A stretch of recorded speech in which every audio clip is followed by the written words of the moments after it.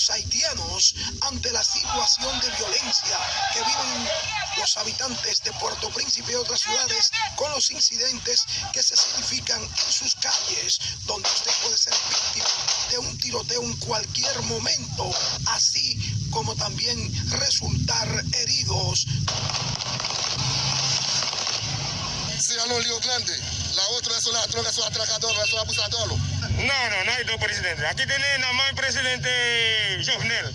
Ellos mismos, entre ellos, un diálogo tiene que hacer entre ellos para que todos se mejoren.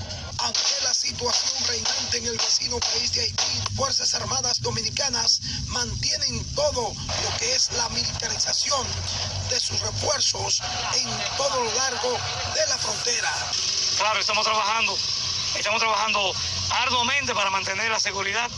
Todo esto se está llevando a cabo bajo la estricta medida de seguridad dispuesta por el señor ministro de Defensa por parte del CESFRON en los pasos formales y del Ejército de República Dominicana y otras agencias de seguridad del Estado. Y finalmente, pese a la situación que se vive en el vecino país de Haití, principalmente en su capital y en otras ciudades, el mercado de Dajabón aquí en la zona fronteriza con Dajabón se realizó sin ningún tipo de inconvenientes, donde miles de comerciantes vendieron y compraron productos en el día de hoy.